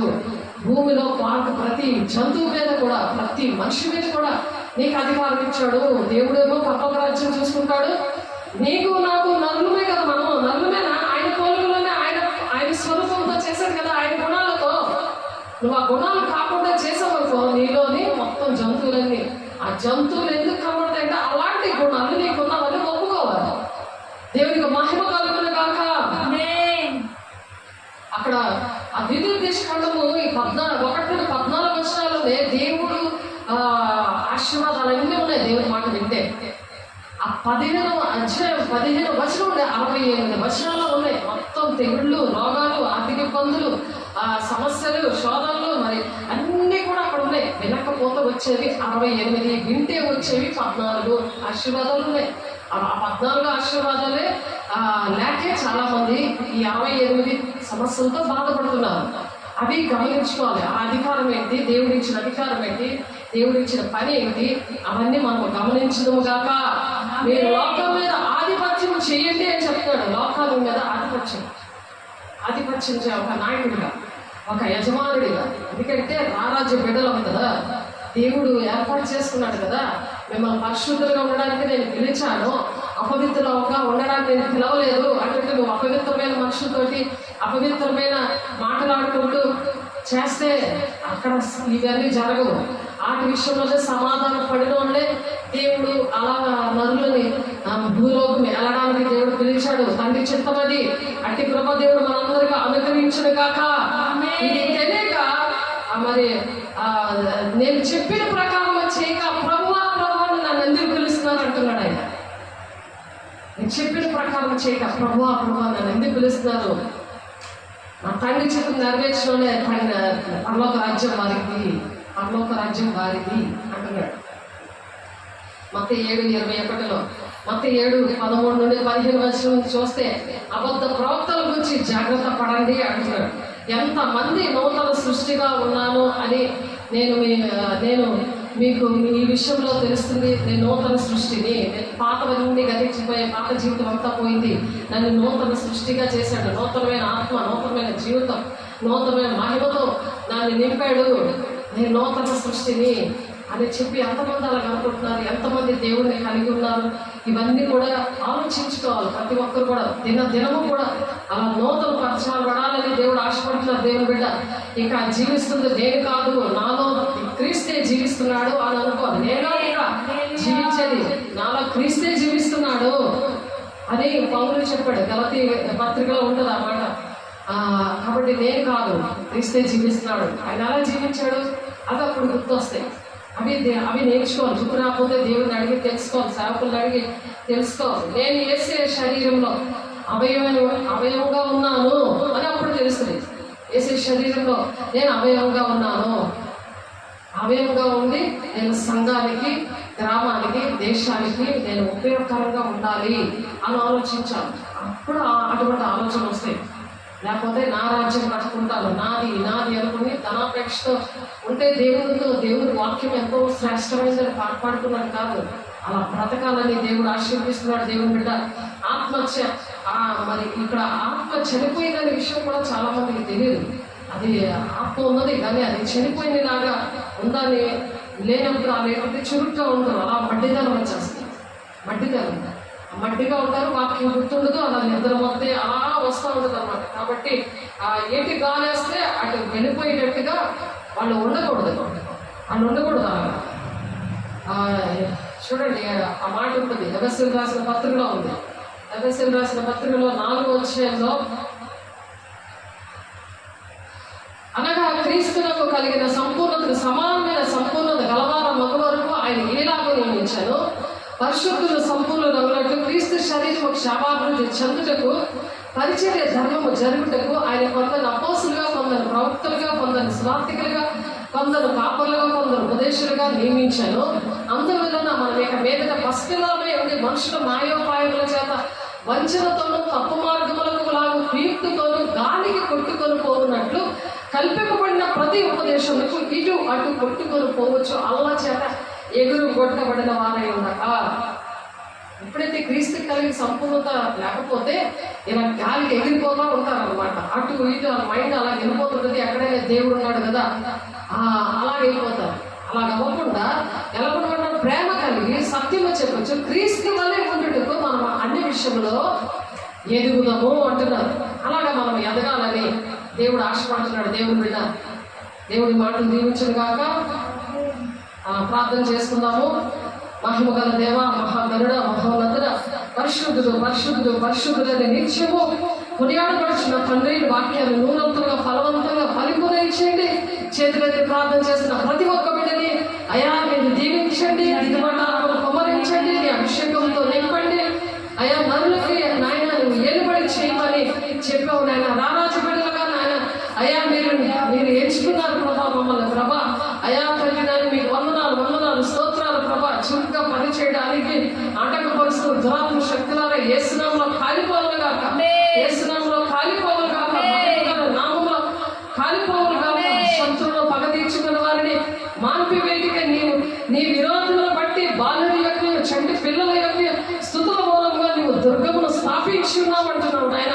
చిన్నబిడ్డలు చక్కగా స్థుతులు చెప్పించడానికి సహాయం తెచ్చండి. నువ్వు ఎంచుకున్నప్పుడు చిన్నబిడ్డల విషయంలో వాళ్ళు స్థుతులు చెప్తున్నప్పుడు బాలుల యొక్క చంటి పిల్లల యొక్క స్థుతుల మూలంగా నువ్వు ఒక దుర్గమంటే ఒక కంచె వేస్తానంటావు నాయన. శత్రువులను పగ తీర్చుకుంటారని చెప్తున్నావు నాయన. అయా అవన్నీ మార్పేస్తారంటున్నావు నా తండ్రి. ప్రతి ఒక్క గృహంలో, ప్రతి ఒక్క అయా సన్నిధిలో తండ్రి ప్రతి ఒక్క బిడ్డకి అట్టి కృపను మీరు దయచేస్తున్నారని స్తోత్రాలు నాయన.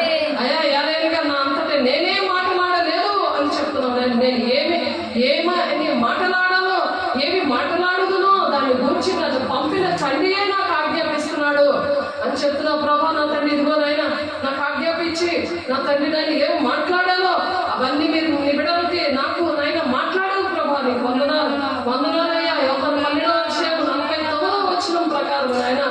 మాట్లాడున్నారు ప్రభు. నీకు వందనాలు వందనాలు ప్రభు. మమ్మల్ని ప్రేమించాలి, మమ్మల్ని సరిచేసి నీ రాజ్యాన్ని వారసులుగా ఉండి ఉండడానికి మాకు అప్పచెప్పిన పని భూమిని ఏలండి అని చెప్తున్నారు ప్రభా.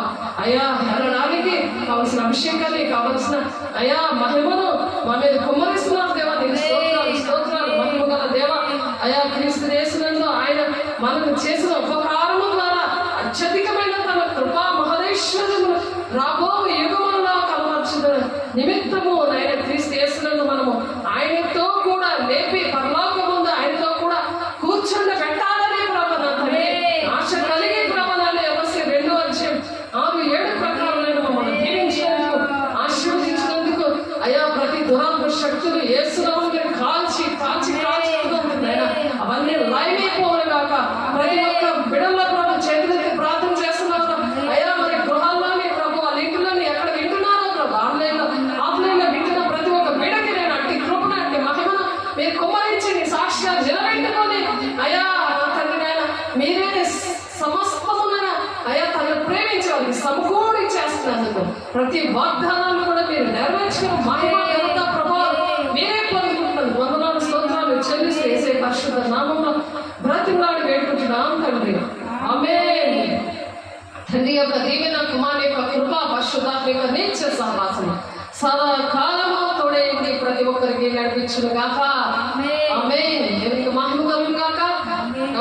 దేవుడు మనల్ని దీవించి ఆశీర్వదించును గాక.